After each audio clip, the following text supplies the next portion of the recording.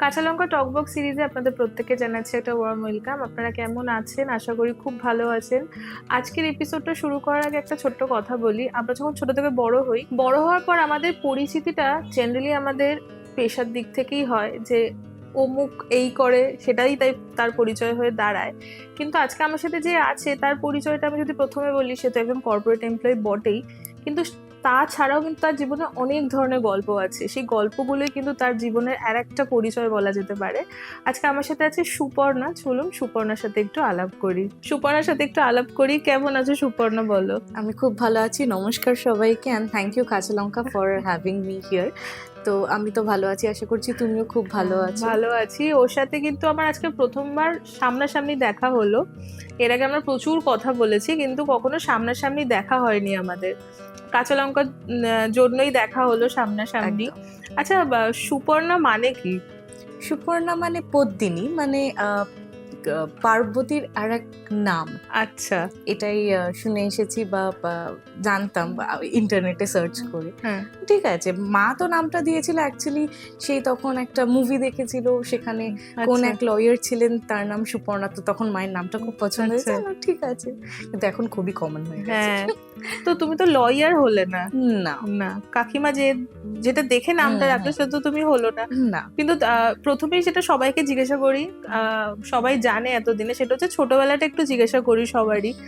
তুমি কোথায় জন্মেছো, তোমার ব্রন অ্যান্ড ব্রট আপ, বা ছোটবেলাটা যদি একটু বলো। হ্যাঁ, আমি বেসিক্যালি কলকাতাতেই বর্ন অ্যান্ড রেজড আপ। আর তারপর হচ্ছে স্কুলিং ছিল আমার কেন্দ্রীয় বিদ্যালয়েতে, যেখানে আমি বাংলা পড়িনি। ঠিক আছে, আচ্ছা। আমার সেকেন্ড ল্যাঙ্গুয়েজ হিন্দি ছিল, আচ্ছা। বাংলা ছিল না। তারপর হচ্ছে তোমার 11-12টা সেন্ট্রাল মডেল স্কুল ব্যারাকপুরে পড়েছি। তারপর ব্যাচেলার্স ডিগ্রি সাইকোলজিতে, মাস্টার্স ডিগ্রিও সাইকোলজিতে।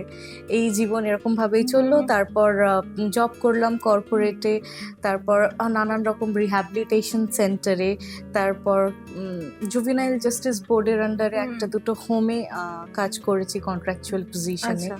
তারপর হচ্ছে এখন আপাতত কর্পোরেটেই আছি, যেদিকে আর কি গাড়ি ঘুরছে জীবনের সেদিকে। আচ্ছা, ছোটবেলাটা তোমার কেমন ছিল? তুমি তো নর্থ কলকাতার মেয়ে, যতটা বুঝলাম আমি। হ্যাঁ হ্যাঁ, ছোটবেলায় কিন্তু আমি প্রচন্ড দুষ্টু ছিলাম। মানে ছোটবেলায় মানে আজকে যেটা তুমি দেখছো আমার খাবার প্রতি একটা ভালোবাসা, ছোটবেলায় একদমই ছিল না। মানে মা হয়তো পাউরুটিতে জ্যাম বা মানে বাটার লাগিয়ে দিচ্ছে, পাউরুটির মাঝখানটা খেয়ে চারপাশটা আমি ফেলে দিতাম। ঠিক আছে, দুধ দিচ্ছে বা হরলিক্স দিচ্ছে, আমি ড্রেন থেকে ফেলে দিতাম। সে ওপর থেকে নিচে হয়তো বলছে এই ওপর থেকে কি একটা সাদা সাদা আসছে, তারপরে তো রাম ধোলাই। ঠিক আছে, এইগুলো ছিল, দুষ্টু ছিলাম। কিন্তু আমি নানান রকম অ্যাক্টিভিটিসেও আমি পার্টিসিপেট করতাম, সেই মানে স্পোর্টস বলো, কালচারালি বলো, আমার ভালো লাগতো নানান রকম জিনিস জানবো, শুনবো, এই জিনিসগুলো। কেন ঘুরতে যাওয়া আমার সেরকম ভাবে হয়নি, কিন্তু আমি এই জিনিসগুলো প্রচন্ড ভাবে এক্সপ্লোর করে গেছি। আর তারপর তো কলেজ লাইফ, এবং তারপর সোজা চলে গেলে তোমার জীবিকা, যেটা জীবিকা। হ্যাঁ, তো প্রথম জব কোথায় তোমার? আমার প্রথম জব একটা কর্পোরেট উইপ্রোতে ছিল। আচ্ছা। ঠিক আছে, ওখানে আমি বছর দেড়েকের জন্য কাজ করি। তারপর যেহেতু আমার মাস্টার্স ডিগ্রিতে আমি অলরেডি জয়েন করে নিয়েছিলাম, ওখানে তো ইন্টার্নশিপ থাকে, ডিসার্টেশন থাকে, মানে যেটা আমরা আর কি মিনি থিসিস বলে থাকি, ওগুলো থাকে বলে আমি তখন জবটা ছেড়ে দিই। কিন্তু কোথাও না কোথাও মনে হয় যে আজকের ওই জবটা ছিল বলে আজকের কিছুটা আমি এই জবটাতেও সাপোর্ট পেয়েছি। কেননা আমি তো মেনলি সাইকোলজিস্ট, তো আমি সেখান থেকে দাঁড়িয়ে আমি নানান রকম এনজিওস এ জব করেছি, কিন্তু ডিউরিং কোভিড পিরিয়ড চাকরিটা কিন্তু একটু টলমল অবস্থায় ছিল, বা বলতে পারি যে তখন আর কি লোকে অতটা প্রেফার করছিল না। কেননা তখন লোকে চায় যে ঠিক আছে আমরা নিজেরটা নিজে বুঝে নেব। কেননা আজকের দিনে দাঁড়িয়েও এটা একটা স্টিগমা হয়ে দাঁড়িয়েছে যে মেন্টাল হেলথের আবার কোনো হেল্প লাগে নাকি, মানে আমি কি তাহলে পাগল যে আমার হেল্প লাগবে? এটা তো না। মানে শারীরিক সমস্যা যদি বড় হয়, মানসিক সমস্যাটাও তো ইকুয়ালি বড়। ওইটার জন্যই তো আমার মনে হয় যে এরকম ভাবে শিফট হতে হতে গেল। তো তারপর এই জব করার পর তারপর পড়াশোনা শেষ করলাম মাস্টার্স ডিগ্রিতে।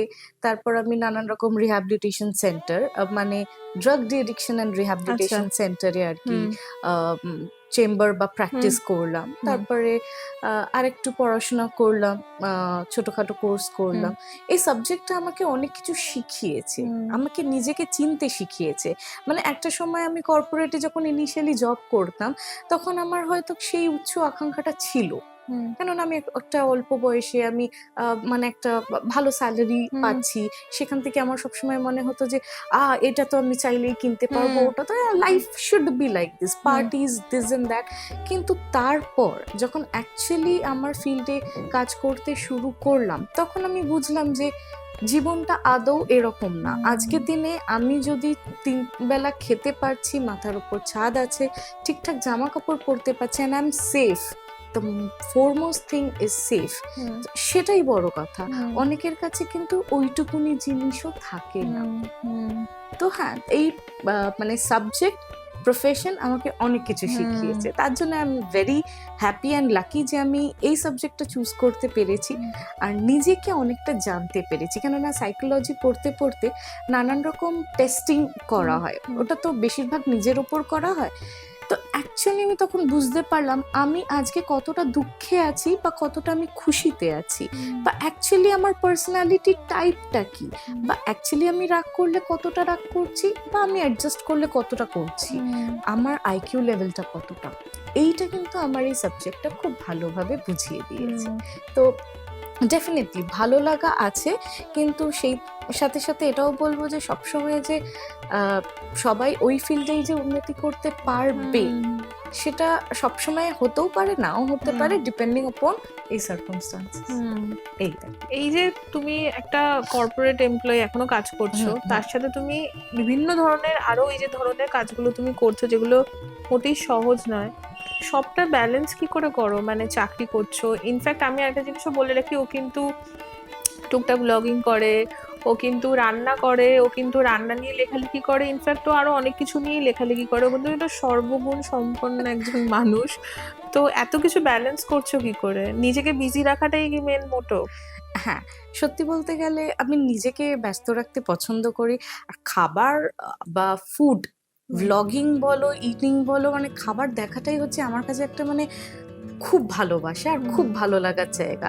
আমার মনে হয় যে আমার জীবনের দুঃখের সময়টাও আমি সো কল ডিপ্রেশন ইটিং করেছি, যেখানে হচ্ছে আমার খাবার আছে বাড়িতে, তবুও আমি অর্ডার করে খেয়েছি, দরকার নেই তবুও খেয়েছি, অল্প খেয়েছি কিন্তু অর্ডারটা করেছি। এই খাবারের প্রতি আমার ভালোবাসাটা সবসময় ছিল। তার সাথে সাথে হ্যাঁ, জব তো করছি, corporate job is definitely not easy. আমি তো বলবো কোনো জবই ইজি না, প্রত্যেকটা জবের নিজের নিজের চ্যালেঞ্জেস থাকে। আর হ্যাঁ, আমি 2 দিন ছুটি পাই, তার মধ্যে আমি আমার প্র্যাকটিসও করি বা পড়াশোনা বা সেগুলো নিয়ে নানান রকম আর্টিকেল লেখা ওগুলোও করছি। হ্যাঁ, yes, I'm trying to engage myself with food, আমার সাইকোলজির কাজপত্র, আর্টিকেল প্লাস কর্পোরেট। হ্যাঁ, মাঝে মাঝে একটু আপস অ্যান্ড ডাউনস হয়, তখন সামলানোর জন্য মায়ের কাছে আমি শরণাপন্ন হই যে মা তুমি এবার কিন্তু একটু দেখো। তো হ্যাঁ, মা অনেকটাই সাপোর্ট করে অ্যান্ড গাইড করে এই ব্যাপারগুলোতে, যে তুমি করো, তোমাকে বাড়ির কাজের ব্যাপারে অতটা চিন্তা করতে হবে না, আমি আছি, আমি কিন্তু তোমাকে সেই স্পেসটা দিচ্ছি। তো ডেফিনেটলি থ্যাঙ্কস টু মাই মা যে উনি আমাকে সেই স্পেসটা আজও দেন। ছোটবেলা থেকেই আমাকে অ্যাপ্রিসিয়েট বা এনকারেজ করে এসেছে কিছুতে পার্টিসিপেট করলে, যেটা কিন্তু আজকের দিনে দাঁড়িয়ে আমি অনেক মায়েদের মধ্যে দেখছি মিসিং। ঠিক আছে, তো হ্যাঁ, আমি বলবো যে সবার নানান রকম মানে চিন্তা ধারণা হয়, কিন্তু সেই জায়গা দিয়ে আমি আজকে যেখানে আছি অনলি বিকজ অফ মাই মা। বাড়িতে কে কে আছে তোমার? মা আছে, দাদা আছে, আর বাবা মারা যান যখন আমি 7 বছর বয়স, অনেক ছোটবেলা, অনেক ছোটই, মানে তখন ক্লাস 3-তে পড়ি। তো হ্যাঁ, সেই জায়গাটা সবসময় খালি থেকেই গেছে। তো মা আর কি সেই যুদ্ধাংদেহী হয়ে আমাদের দুজনকেই সামলেছেন। আর ডেফিনেটলি একটা মেয়েকে টিনেজ লাইফ থেকে সবসময় হ্যান্ডেল করে নিয়ে যাওয়া, জীবনে এগিয়ে নিয়ে যাওয়া, ইটস নট ইজি। উনি চাইলেন কিন্তু উনি অন্য অপশনসও দেখতে পারতেন, কিন্তু না, উনি কিন্তু আমাদের ফোকাস, মানে আমাদের উপরেই ফোকাস করেছেন। আমরা ভালো হই খারাপ হই সবই ওনার ক্রেডিট আজকে। আর দাদার কথা যদি বলো, দাদার রোলটা? দাদা তো ডেফিনেটলি ওর একটা বড় রোল আছে আমার লাইফে, হি ইজ ভেরি সাপোর্টিং। আর তাছাড়াও খুব সুন্দর রান্না আমি করে। এটা বলতে যাচ্ছিলাম, কারণ আমি জানি, কারণ আর একটা কথা বলে রাখি, যেটা হচ্ছে যে আপনারা অনেকে সোমার এপিসোডটা তো দেখেছেন, সোমার থ্রুতে কিন্তু ওর সাথে আমার আলাপ। আর সোমার ভ্লগেই আমি বোধহয় ওর দাদার রান্নার প্রশংসা অনেকবার পেয়েছি, শুনেছি আমরা প্রত্যেকেই যে দাদা নাকি দারুণ রান্না করে। খুব ভালো রান্না করে, মানে ও হচ্ছে মোটামুটি জুতো সেলাই থেকে চণ্ডীপাঠ মোটামুটি করে দিতে সেটা পারে। বোধহয় ছোট বয়সে বাবা চলে গেছে, দায়িত্ব হ্যাঁ, অনেকটা কাঁধে এসে পড়েছে। সেখান থেকেও এসেছে। আর প্লাস হচ্ছে ওর মানে পশু টশুর দিকে ওর মানে পশু প্রেমী বা মাছ বা মানে ওর যেরকম সুন্দর বাজার করতে পারে সেরকমই সুন্দর ও রান্না করতে পারে। আচ্ছা। মানে আমার এটা ভেবে খুব ভালো লাগে যে মোটামুটি বাড়িতে তিনজনেই রান্না করতে বাহ, পারি। এটা তো তাহলেও মানে তিনজন যে রান্না করছো, খাবার অর্ডার কি বাইরে থেকে হচ্ছে নাকি সবই বাড়িতে হয়ে সেটা যাচ্ছে? তো হচ্ছেই হচ্ছেই বলো, সেটা তো সেইটা তো হতেই হবে। হতেই হবে। মানে যেদিনকে আর কি ডাল ভাত একবেলা হয়ে গেল, সেই রাত্রে হচ্ছে আমার তখন জোম্যাটো স্ক্রোল করে বলি, বা মা একটু বিরিয়ানি হবে হ্যাঁ, নাকি। হ্যাঁ। সেটা কিন্তু আমার তরফ থেকেই আসে, মায়ের তরফ থেকে বা দাদার তরফ থেকে আসে না। এই বাইরে খাওয়ার হিড়িকটাই আমার বেশি। আচ্ছা। আর এই। বাড়িতে যে মা, হুম। দাদা আর তুমি, তোমরা হুম। তিনজনে আছো, তিনজনের সবথেকে কোয়ালিটি টাইম কোন টাইমটা স্পেন্ড করো তোমরা সারাদিনে? আমরা সারাদিনে একসাথে একটা মিল খাই, মানে আমরা ডিনারটা করি অন্তত। এটা ম্যান্ডেটরি আমাদের বাড়িতে যে তুমি সারাদিনে না হয় লাঞ্চ বা ডিনার একটা টাইমে একসাথে বসে খেতে হবে। আর সেখানে কোনো রকম কোনো ফোন ইউজ করা যাবে না। এটা কিন্তু মা আগে নিয়ম করেছিল, তারপরে যখন দেখি দাদা একটু মাঝে সাঝে একটা কিছু ক্লিপ দেখতে দেখতে আর কি খাচ্ছে, আমি সেই ধমক দিয়ে বলি না, খাওয়ার সময় খাওয়া। কেননা তারপর হচ্ছে আমরা একটা হয়তো ভ্লগ এনজয় করছি, ট্রাভেল ভ্লগ গুলো দেখতে বেশ ভালো লাগে। একসাথে তিনজনে মিলে ট্রাভেল ভ্লগ বা কোনো একটা মাছ ধরতে যাওয়া বা সুন্দরবনের কোনো জীবিকা, এই একটা যে তিনজনে মিলে দেখা, এই কোয়ালিটি টাইমটা আমার খুব ভালো লাগে। আর নিজের সাথে সময় কাটানোটা কখন হয় তোমার? সময় পাও কি নিজের সাথে সময় কাটানোর? সেরকম ভাবে আমি পাই না, কিন্তু নিজের সাথে যখনই সময় পাই আমি একটুখানি গান শুনতে পছন্দ করি। আমি যখনই সময় পাই আমি চেষ্টা করি যে যদি আপকামিং কোনো শোজ বা ইভেন্টস থাকে, যদি কোনো অপশনস থাকে, আমি গান শুনতে যাই। একটা ইভেন্টে গেছিলাম, একটা দুটো ইভেন্টে গেছিলাম, খুব ভালো লেগেছিল আমার। ওই রকম ভাবেই ব্যালেন্স করার চেষ্টা করি। খাওয়া, গান, বাজনা, আমার মনে হয় এটাই একদম জীবনের সুন্দর। এবার একটু তোমার কাজের দিকে আসি, কারণ একটু আমরা বেসিক তো ওর ব্যাপারে একটু জানতে পারলাম, একটু কাজের দিকে আসি। কর্পোরেট জব নিয়ে আমি আর কিছু জিজ্ঞাসা করছি না, সবাই সারাদিন কর্পোরেট জব নিয়ে অনেক লেখালেখি করছে, কেউই খুশি নয়।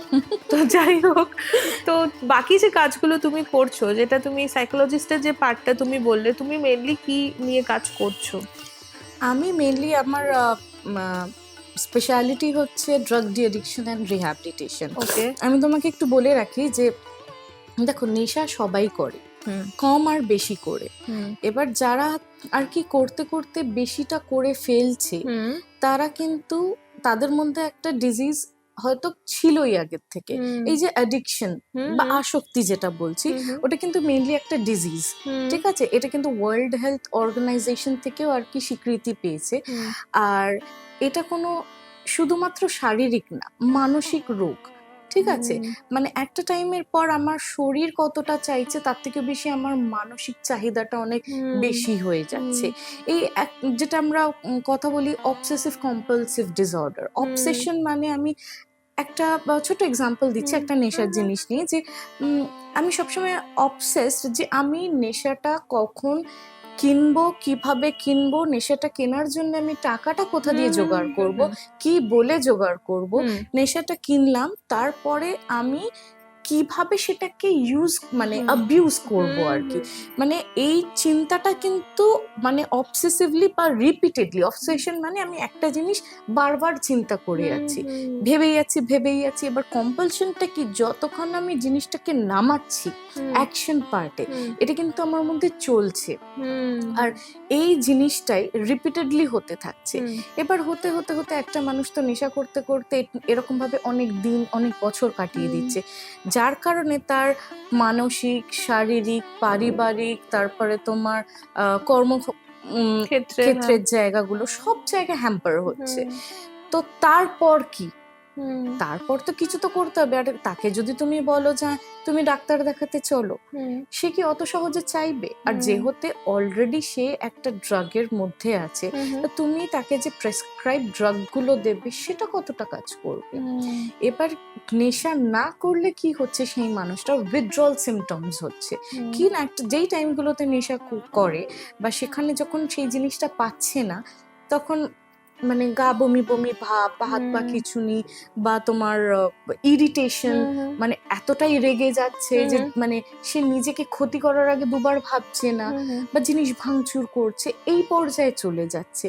তা তাদের এবার কি করতে হবে না, তাদের জন্য আমরা যেটা করতে পারি সেটা হচ্ছে একটা রিহ্যাবিলিটেট করা। রিহ্যাবিলিটেট মানে যেই পুরনো অভ্যেসগুলো তোমার চলে গেছে, যেরকম একটা স্বাভাবিক মানুষের মতন জীবন যাপন করতে, যে তুমি সকালবেলায় উঠছো ঠিক মতন, মানে সময় মতন ব্রাশ করছো, নিজের কাজগুলো করছো, এই ফ্যামিলির সাথে সময় দিচ্ছ, সেগুলো যে একদমই যেরকম হচ্ছে না, সেটা আমরা রিহ্যাবিলিটেশন পার্টে আনি। কি না, ফার্স্টলি তোমার ট্রিটমেন্ট প্রসিজারটা কি থাকবে না, তোমার আগে উইথড্রল সিমটমসটাকে কন্ট্রোল করার জন্য তোমাকে আন্ডার মেডিকেশন যেতে হবে, যেটা জেনারেল ফিজিশিয়ানের কাজ কিছুটা, ঠিক আছে? তারপর আসছে যে তুমি সাইকোলজিক্যালি কতটা এফেক্টেড হয়েছো। এবার এটা নেশার টু নেশার দ্রব্যর ওপর ডিপেন্ড করে, কেননা অ্যালকোহলিক যারা, তাদের মানসিকের থেকে তোমার শারীরিক লিভার সিরোসিস এগুলো বেশি হয়। এবার যারা তোমার মানে ক্যানাবিস বা গাঁজা অ্যাবিউজ করছে বা ব্রাউন সুগার নিচ্ছে, তাদের মানসিক অসুস্থতাটা অনেক বেশি হয়, কেননা হ্যালিউসিনেট করছে বা সে হয়তো ডেলিউশনাল একটা কোনো স্টেটে আছে। তো তার জন্য একটা সাইকিয়াট্রিক ট্রিটমেন্ট লাগবে, মানে সে কোন লেভেলে আছে যে ওষুধটা দেবে। তারপরে আসে কাউন্সিলিং পার্টটা। ওয়াই কাউন্সিলিং ইজ ইম্পর্টেন্ট, কেননা আমরা সবাই কিন্তু কাউন্সিলিং করতে পারি। কাউন্সিলিং কোনো রকেট সায়েন্স না। সব থেকে বড় কথা হচ্ছে যে আমি আমার উল্টো দিকের মানুষটাকে কিভাবে সাহায্য করতে পারছি আর কিভাবে তার কথাটা শুনছি, মানে কোনো জাজমেন্টাল ছাড়া। ঠিক আছে, আমার সামনে কিন্তু একটা ক্রিমিনালও বসে থাকতে পারে, উইথাউট জাজিং দ্যাট পার্সনস পার্সোনালিটি, তার প্রবলেমটা কি আমাকে আগে জানতে হবে। জানার পর তাকে আমি কিভাবে কি সাজেস্ট করতে পারবো আমরা সেটা দেখবো। এই পুরো প্রোগ্রামটাই একটা সাজেশনের উপরে বা সাজেস্টিভ প্রোগ্রাম থাকে। আমরা কখনোই বলতে পারি না তোমার জন্য এটা গুড, তুমি এতে যাও, বা বিটা গুড, বিতে যাও। আমরা বলতে পারি এতে গেলে তোমার মানে ডান দিকে গেলে তোমার এই ভালো হবে, বাঁ দিকে গেলে কিন্তু তোমার এই পরিস্থিতির মধ্যে দিয়ে যেতে হতে পারে। এবার তুমি কি করতে চাও, এটাই হচ্ছে কাউন্সেলিং এর প্রসেস। এইবার সেই মানুষটা হয়তো নেশা তো করে নিল বা সেই প্রসেস দিয়ে যাচ্ছে। এবার কাউন্সেলিংটা এই কারণেই ইম্পর্টেন্ট, যাতে সে বুঝতে পারে যে অ্যাকচুয়ালি সে কি ছিল, কোন পরিস্থিতিতে আজকে সে আছে, আর এইটা লাইফ লং ডিজিজ। যে একবার অ্যাডিকশনের ডিজিজের মধ্যে পড়ে যায়, সেই ডিজিজটা তার মধ্যে লাইফ লং থাকবে, আর এটা যখন তখন যে কোনো মুহূর্তে লাইফে রিল্যাপস হতে পারে। সো ফর এক্সাম্পল, কেউ যদি তোমার ক্যানাবিস অ্যাবিউজ করছে বা ব্রাউন সুগার এডিক্ট, সে হয়তো কোনো একটা পার্টিতে গেল, বা তাকে হয়তো বললো যে তুমি এইসব না খেয়ে তুমি তো নর্মালি ড্রিঙ্ক করতে পারো, ওটা তো আরো বেশি চিপার অপশন বা আরো বেশি ইজি অপশন। কিন্তু সে যেহেতু তার ডোপামিনটা যেহেতু তোমার অলরেডি তোমার ওই নেশা দ্রব্যতে যেটা ও হ্যাবিচুয়েটেড, সেটাতে অলরেডি সেই কিকটা পেয়েছে, সে কিন্তু হঠাৎ করে অন্যদিকে যাবে না। আর অন্যদিকে গেলেও সে কিন্তু সেই সেটব্যাক করবে নিজের সাবস্টেন্সে। সো এটা আমি সবাইকে বলবো যে যারা অ্যাডিক্টস দেখছো বা আশেপাশে দেখছো, নেশা শুধু কোনো বদমাইশি নয়, they are suffering from a disease. আর তাদের সব থেকে বড় কিন্তু প্রবলেমের জায়গা হচ্ছে বাড়ি।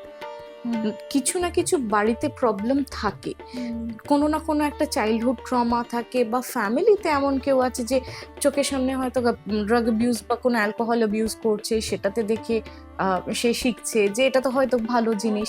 আস্তে আস্তে জিনিসগুলো আরো বদলাচ্ছে। এইবার ফ্যামিলি সাপোর্ট কিন্তু এখানে খুব বড়। ফ্যামিলিকে বুঝতে হবে, কেননা ইকুয়ালি ফ্যামিলিরও কাউন্সিলিং দরকার, কেননা যেই মানে মানুষটা সাফার করছে অলরেডি, তার যে ফ্যামিলি, তার ফ্যামিলিও কিন্তু ইকুয়ালি সাফার করছে। কেননা এটা তার হঠাৎ করে হয় না, এটা হতে হতে হতে হতে মোটামুটি একটা প্রসেসের মধ্যে দিয়ে, একটা লং প্রসেস। যেটা আমরা হয়তো দেখছি খুব সহজ, সেটা কিন্তু অ্যাকচুয়ালি সহজ না। তো এটাই বলবো যে মানে যদি কখনো মনে হয় যে কারোর হেল্প দরকার, সে কিন্তু ইমিডিয়েটলি মানে সেই হেল্পটা নেওয়া উচিত। কেননা এটা হচ্ছে একটা রিল্যাক্সিং প্রসেস। আর কেউ যদি ভাবে যে কোনো রিহাবে রাখলে বা রিহ্যাবিলিটেশন সেন্টারে রাখলে সে ঠিক হয়ে যাবে, বা তারা হয়তো রাখতে চায় না এটা ভেবে যে না রিহ্যাবিলিটেশন সেন্টারে কি হয় কি না হয় জরুরি না। আমি 2-3টে রিহ্যাবিলিটেশন সেন্টারে কাজ করেছি, আমি এটা বলতে পারি আমি তো ভেতরের জিনিসগুলো দেখে অভ্যস্ত। ওরা একটা রুটিন হিসাবে চলে। হ্যাঁ, যেখানে হয়তো বাড়িতে কাজ করছে না তাকে কিন্তু বাড়ির নানান রকম কাজ শিখতে হচ্ছে বা করতে হচ্ছে। হ্যাঁ, যেখানে 2-3টে লোক থাকবে সেখানে ঝগড়া ঝামেলা হবে, ইটস ভেরি নর্মাল, কেননা সবাই ওই প্রসেস দিয়ে যাচ্ছে। কিন্তু তা বলে এটা কখনোই না যে কাউকে মারধর করা হচ্ছে বা বাজে ব্যবহার করা হচ্ছে। তার জন্য তোমরা আগে থেকে ফিডব্যাক নিয়ে দেখে নিতে হবে। কিন্তু এইটা ঠিক হতে গেলে এই প্রসেসের থ্রু যাওয়াটাই বেস্ট। আচ্ছা, কেননা এটাই হচ্ছে প্রসেস।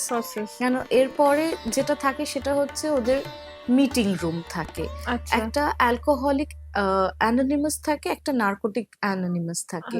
যারা জানে বা যারা এই সূত্র দিয়ে গেছে তারা বলতে পারবে যে আর এদের মিটিং রুমগুলো থাকে খুব মানে আলাদা রকম ভাবে, মানে তুমি আমি নর্মাল 10 জন যেতে পারবো না। একটা নেশারি কিন্তু আর একটা নেশারির ব্যাপারগুলো বুঝবে। আচ্ছা, মানে যে মিটিং রুমটা থাকে সেখানে ওরকম শুধুমাত্র নেশারিরাই থাকে। আচ্ছা, আর ওরা কি মানে দৈনন্দিন জীবনে কারোর হয়তো তোমার 10 বছর ক্লিন টাইম, কারোর হয়তো তোমার 5 বছর ক্লিন টাইম বা 5 মাস ক্লিন টাইম। তারা যে তাদের ভালো থাকা কি করে, মানে each day is challenging for them. আমি তোমাকে আরেকটা ছোট্ট এক্সাম্পল দিচ্ছি যে ধরো তোমার পেট খারাপ হয়েছে আর তুমি বিরিয়ানি খেতে প্রচন্ড ভালোবাসো, ঠিক আছে, আর তুমি এমন একটা দোকানের পাশ দিয়ে যাচ্ছ আর সেখানে দেখতে পাচ্ছ যে মানে লাল কাপড়ে হাঁড়ি বেঁধে রাখা আর হালকা করে ঢাকনাটা সরিয়েছে, একটা সুবাস বেরোলো বিরিয়ানির গন্ধ, মানে ইউ ক্যান মানে ইম্যাজিন। আমি তোমাকে এখন বলছি, তুমি ইমাজিন করতে পারছো যারা ওই রাস্তা দিয়ে যাচ্ছে তারা কিন্তু দেখছে, উপভোগ করছে, আর তারা কিন্তু লিটারালি টেম্পটেড হয়ে যাচ্ছে। কিন্তু তার তো পেট খারাপ, কিন্তু তার তো মন বলছে খাওয়া উচিত। সে কি করবে? তুমি একদিন মিস করলে 2 দিন মিস করবে, 3 দিনের মাথায় কি করবে? অবভিয়াসলি কিনে খেয়ে নেবে। এই তো তুমি তো তাও বললে একদিন 2 দিন, আমার মনে হয় একদিন 2 দিনও ওয়েট করে না, তোকে ভাবে খেয়ে নি তারপর ওষুধ খেয়ে নেবো। একদমই তাই। এটা আমাদের ক্ষেত্রে হয়, বিরিয়ানির ক্ষেত্রে, আর হয় মানে যেই মানুষরা ফুচকা খেতে খুব ভালোবাসে সেই ফুচকার পাশ দিয়ে গেলেই মনে হয় ওই যে টক জলটা একটু ফুচকা খাই, হ্যাঁ, আর মশলাপাতি যেরকম করে দেওয়া আছে তখনই মনে হয় যে আহ ওই যে গন্ধরাজ লেবুটা চিটলো না, একটু খেয়ে নি। এই যে একটু খেয়ে নি, এটাই আমি রিলেট করতে চাইছি উইথ দি অ্যাডিক্টস।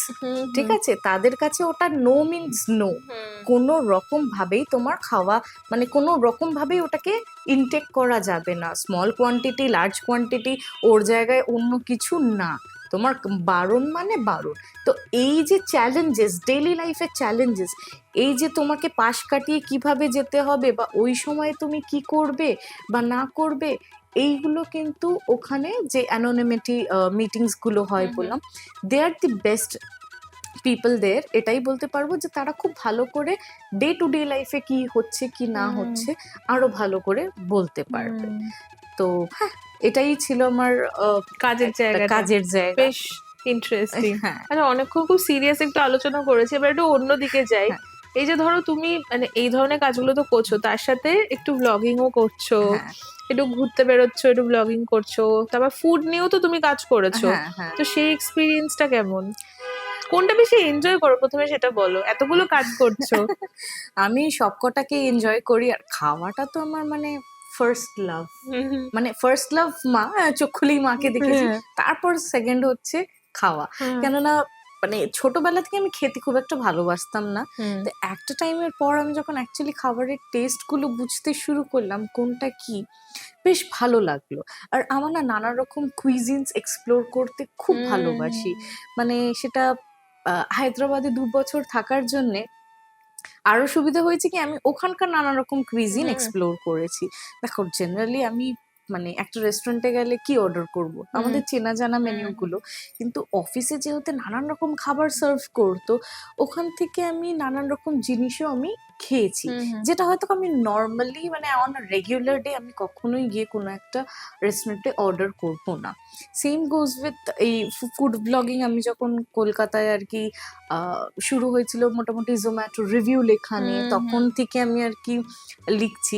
মোটামুটি অনেক বড় বড় দাদা দিদিদের দেখে আমিও ইন্সপায়ার হয়েছিলাম। তো জোম্যাটোতে রিভিউ লিখতাম, নানান রকম জায়গায় খেয়েছি।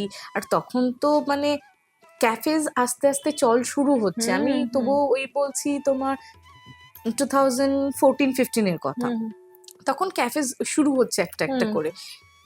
কলকাতায় ফিউশন ফুড আর কি ঢুকছে। এবার আস্তে আস্তে আমি এতগুলো রেস্টুরেন্ট এক্সপ্লোর করেছি, আমার মানে খুব ভালো লাগে রেস্টুরেন্ট এক্সপ্লোর করতে বা নতুন কোনো কুইজিন ট্রাই করতে। আর সেটাকে একটুখানি ক্যামেরা বন্দি করে রাখতে বা আরো 5টা লোককে জানাতে যে আমি এটা খেয়েছি, আমার ভালো লেগেছে, এটা আমার রিভিউ, তোমরা কিন্তু ট্রাই করতে পারো। হয়তো আমি 4টে ডিশের মধ্যে একটা ডিশ আমার খুব ভালো লাগলো, সেই একটা ডিশটাই আমি হয়তো এমনভাবে লোককে দেখাতে চাই বা বোঝাতে চাই যে তোমরাও ট্রাই করো, তোমাদেরও ভালো লাগবে। না আজকাল মানুষরাও মানে সবাই চায় একটু নতুন কিছু ট্রাই করতে, মানে no one is stick to ওই fried rice and chilli chicken আর শুধু বিরিয়ানি। যার কারণে আর কি অন্যান্য রেস্টুরেন্টে নানান রকম বিরিয়ানি ফেস্টিভ্যাল হচ্ছে, নানান রকম মানে সি ফুড ফেস্টিভ্যাল হচ্ছে।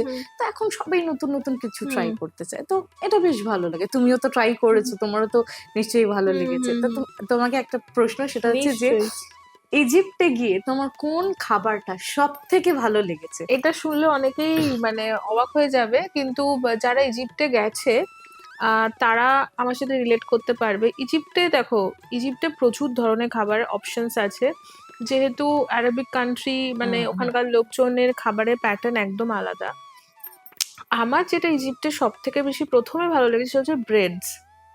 ইজিপ্টের ব্রেড, মানে ধরো তুমি একটা যদি বুফে কাউন্টারে যাচ্ছ বা তুমি একটা দোকানেই যাচ্ছ, তো সেখানে তুমি যদি 30-40 রকম ভ্যারাইটি ব্রেড দেখো, তোমার কিরকম লাগতে পারে। তো আমি ওই যে 10-12 দিন ইজিপ্টে ছিলাম, আমি ব্রেডটাই খেতাম। এবং ব্রেডের পর আমি যেটা বলবো সেটা হচ্ছে চিজ।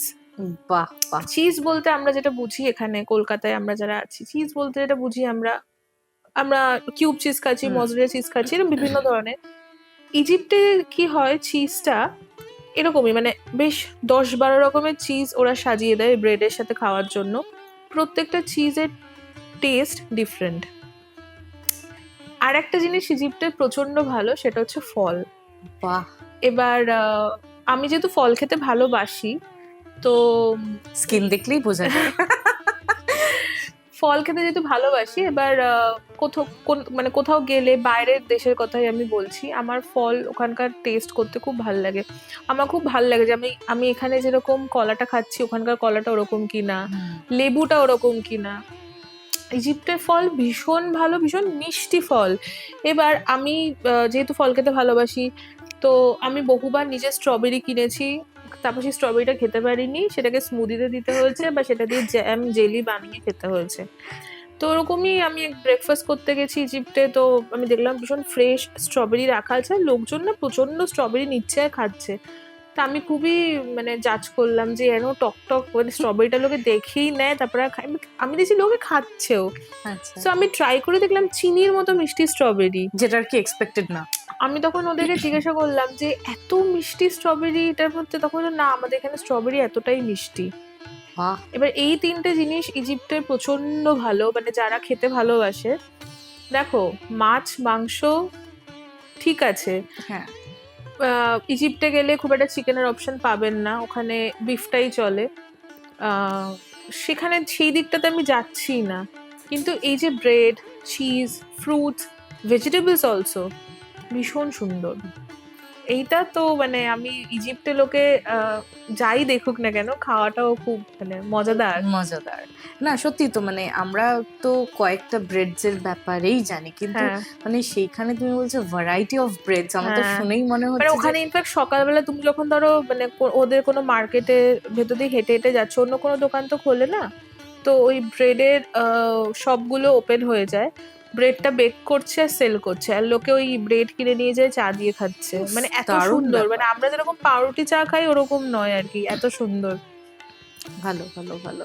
এটা কিন্তু একটা ইন্টারেস্টিং ব্যাপার যে মানে সবার কিন্তু ব্রেডস সেরকম ভাবে ভালোবাসে না, না, কিন্তু তুমি ব্রেডস যখন বলছো আমার স্যান্ডউইচের কথাও মনে হ্যাঁ পড়ছে, হ্যাঁ মানে হ্যাঁ হ্যাঁ। সবাই ওই ব্রেডস গুলো দিয়ে স্যান্ডউইচ বানালে তবে তো আমরা কেমন। যেরকম এখানে খাই না ওই সাওয়ারমা খাই এখানে, হুম সেটা তো অ্যারাবিক ফুড, আমরা সবাই হুম জানি। হুম তুমি যদি ইজিপ্টে সাওয়ারমা ট্রাই করো, ওটা কিন্তু একদম আলাদা হয়। হুম হুম। ওরা ওই ক্রেপের মতো করে দেয়, মানে আচ্ছা ফাইন আচ্ছা একটা আচ্ছা। ব্রেড থাকে, তার ভেতরে ওই তুমি যেটারই সাওয়ারমা নিচ্ছ, ভেজ নিচ্ছ নন ভেজ নিচ্ছ, ওদের একটা হোমমেড সস থাকে, সেটার সাথে ওই ক্রেপের মতো ওটাকে একটু ওই ইয়ে করে দেয়, ওটা খেতে অপূর্ব, মানে খুব অন্যরকম খাবার বেশ দাবার। বেশ বেশ।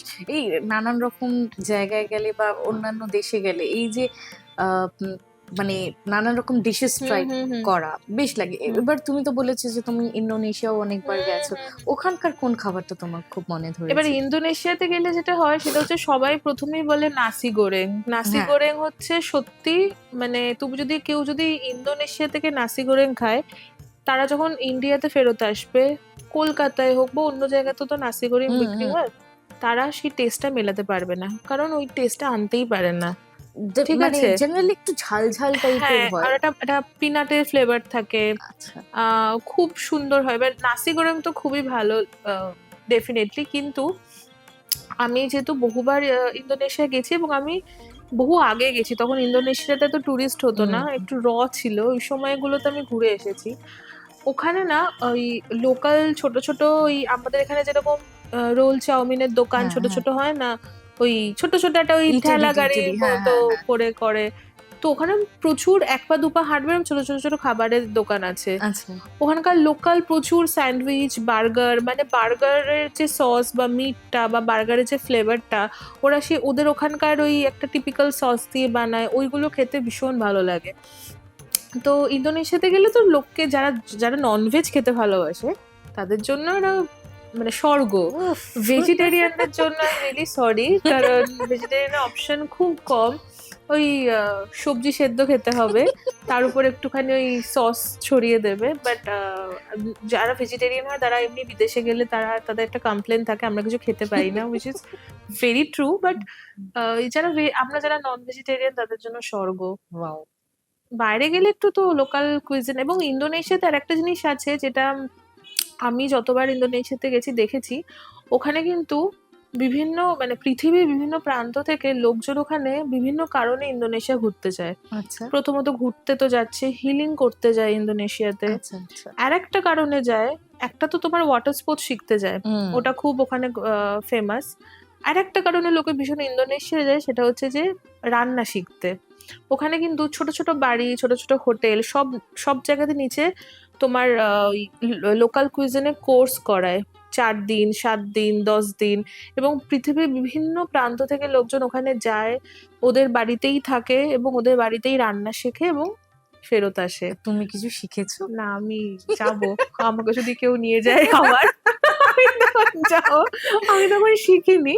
তবে আমার একবার ইচ্ছে আছে ডেফিনেটলি, আমি একটু যাব, আমি স্পেশাল নাসি গোরেং বানানো শিখতে চাই, বিকজ আমি তারপর এখানে এসে যতবার নাসি গোরেং খেয়েছি আমি এত ওই কষ্ট ফ্লেভারটা, পেয়েছি। ওই ফ্লেভারটা পাওনি। না না না, আমাদের ওখানকার কাছে হয়তো এই নাসি কোরেংটা এমন খেয়ে খেয়ে অভ্যেস হয়ে গেছে, বরঞ্চ ওখানে যদি আমরা গিয়ে খাই তারপরে এখানে এসে খেতে তখন পারবে আর, না, তখন তুমি মনে হবে বিশ্বাস করো, তোমার মনে হবে এটা কি কি খাচ্ছি। খাচ্ছি। আমি কলকাতায় অনেক বড় বড় জায়গাতে নাসি গোরেং খেয়েছি, খেয়ে খুবই মানে খুবই দুঃখ পেয়েছি যে না এটা হয়নি, কারণ আমি তো খেয়ে এসেছি, এটা হয়নি, কারণ ওখানে মোটামুটি সারা তুমি কি ব্রেকফাস্ট করছো, লাঞ্চ করছো, ডিনার করছো, মাঝে চুটুর বুটুর স্ন্যাক্সও করছো, বাট কোনো একটা মিলে তোমাকে নাসি গোরেং খেতেই হবে, আচ্ছা কারণ দ্যাট আচ্ছা। ইজ বেসিক্যালি একটা রাইস থাকে, তার সাথে একটা ডিম থাকে, তার সাথে চিকেন সাথে বা বা কিছু। একটু প্রন নিলে প্রন, হুম। ফিশ নিলে ফিশ, তুমি যে মিটটা নেবে সেটা, বা তুমি যদি কেউ না নাসি গোরেং ভেজও পাওয়া যায়, তোফু দিয়েও করে, হুম। সেটা খুব একটা ভালো হয় না খেতে। তো তো হ্যাঁ মানে মোটামুটি বাইরে গিয়ে বাইরের খাবার দাবার মোটামুটি খেয়েছি এবার যখন, বাট আমার মন সবসময় থাকে আমি যেখানেই যাই পৃথিবীর, আমি কবে কলকাতা আসবো আর এসে কবে একটু বিরিয়ানি খাবো। একদম ওটা একদম। হচ্ছে মানে সেদ্ধ ভাত খাওয়ার থেকেও বেশি ইম্পর্টেন্ট এসে একটু বিরিয়ানি খেতে হবে। তোমার কমফোর্ট ফুড কি, মানে যদি জিজ্ঞেস করা হয়? মানে ধরো আমি বাড়িতে আছি, আমার কিছুই রান্না করতে ইচ্ছা করছে না, তাহলে আমি একটু ভাত, একটু কাঁচা পোস্ত, একটু সর্ষের তেল আর লঙ্কা দিয়ে খেয়ে নিতে পারি।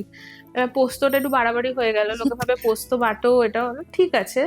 যদি আমাকে অতটাও না যেতে হয় তাহলে গোবিন্দভোগ চাল, একটু ওপরে মাখন, একটু ডিম সেদ্ধ, আলু সেদ্ধ, এই তো ঠিক আছে। এবার যদি আমার একটু ধরো রান্না করতে ইচ্ছা করছে তাহলে তো আলু পোস্ত, আলু পোস্ত দারুণ ভাত দারুণ। হলে আলু পোস্ত একটু বিউলির ডাল, ব্যাস। এইবার বাড়ি থেকে বেরোলাম তাহলে তো বিরিয়ানি। তাহলে আর কোনো এদিক ওদিক না, তো তাহলে তোমার বিরিয়ানি। কলকাতা স্টাইল বিরিয়ানি বেশি ভালো লাগে না ব্যারাকপুর স্টাইল? আমার বেসিক্যালি টাফ কোয়েশ্চেন। এবার দেখো, আমি যেহেতু আমার মামার বাড়ি খড়দাতে ছিল, তো আমি অনেক ছোটবেলা থেকেই ওই ব্যারাকপুর স্টাইল বিরিয়ানিটা মানে দাদা বৌদি বিরিয়ানি খেয়েছো? খেয়েছি, মানে আমার মামা নিয়ে আসতো।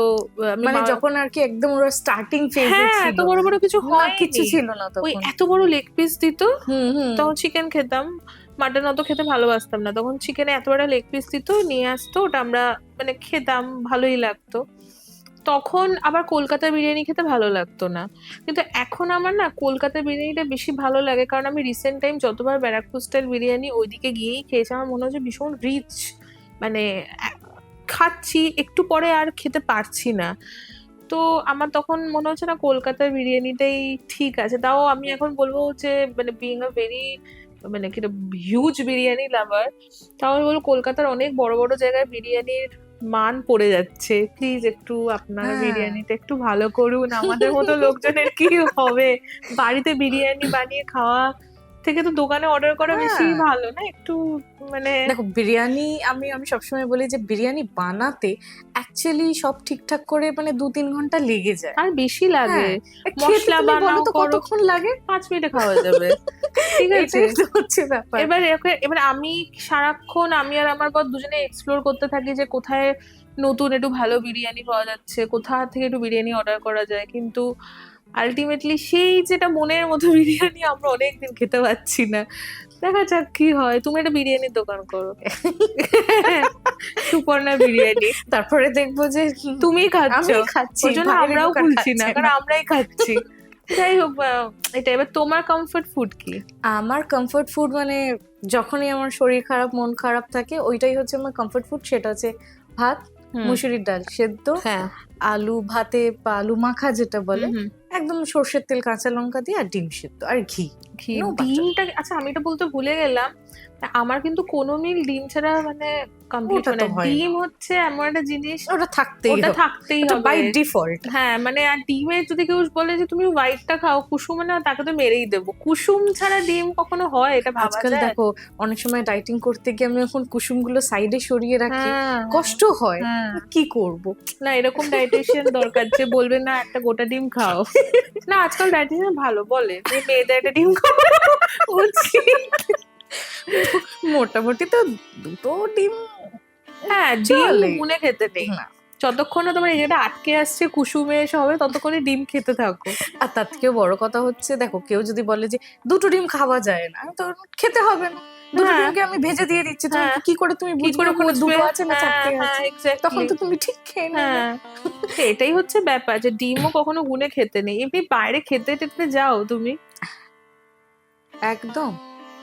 কলকাতা, মোটামুটি কলকাতায় তো আজকাল প্রচুর রেস্টুরেন্ট, প্রচুর ক্যাফে। অনেক রেস্টুরেন্ট ক্যাফেজ খুলে গেছে, ইনফ্যাক্ট আমি এটাও আমি এক্সপ্লোর করে দেখেছি, অনেক বড় বড় দোকান যেটা হয়তো বানাতে পারছে না বা দে আর ফেল টু ডেলিভার, তা সেই জায়গায় ছোট ছোট দোকানগুলো কিন্তু এত সুন্দর আর কি বানাচ্ছে।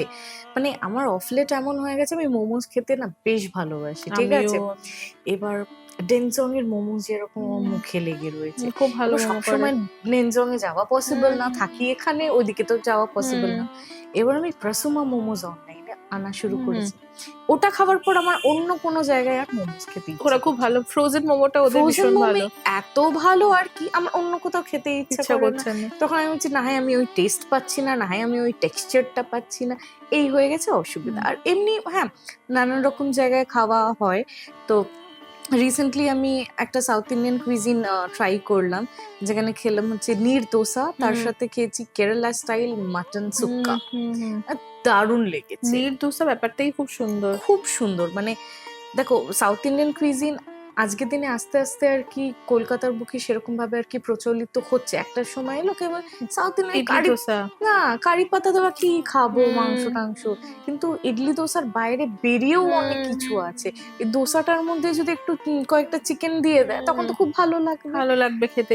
ইনফ্যাক্ট কেরালিয়ান স্টাইল যে চিকেন স্টু হয় না, খুব ভালো, সেটাও ভীষণ ভালো লাগে আমার। আমি প্রথম দিকে চ্যানেলে আমার শেয়ার করেছিলাম, আমার নিজের ভীষণ ভালো লাগে কেরালিয়ান স্টাইল চিকেন স্টু। ওটা বেশ একটু শীতকালে গরম গরম ভাতের সাথে খেতে খুব ভালো লাগে। মানে আমরা অ্যাকচুয়ালি যেহেতু মানে মানে ধরো এই যে তুমি যেটা বললে একদম ঠিক, যে সাউথ ইন্ডিয়ান খাবার মানে আমাদের মাথায় মধ্যে ওই ইডলি ধোসা সাম্বার তার সাথে কারি পাতা, তার বাইরে কিন্তু আমরা খুব একটা ভাবি না। এবং বাঙালিদের তো এটা খাওয়ানো খুব মুশকিল, যে ইডলি ধোসা শুধু এটা তো মানে একবেলা কষ্ট করে খেয়ে নেবে, তারপর কিন্তু আর খাবে না। তো আস্তে আস্তে সাউথ ইন্ডিয়ান কুইজিনটাও লোকজন ট্রাই করছে। ইনফ্যাক্ট আমাদের কলকাতায় প্রচুর ধরনের এক্সপেরিমেন্টাল খাবার দাবার কিন্তু আসছে, যেহেতু তুমি অনেক আগে থেকে কাজ করছো। ইনফ্যাক্ট তুমি তখন ব্লগিংও করছো, যেটা আমি বারবার আসছি। ওর একটা ওর সুন্দর একটা চ্যানেল আছে, ও সুন্দর সুন্দর মিনি ব্লগস বানায়। তো সেগুলো করতে এই যে বানাচ্ছো এটা কেমন লাগছে?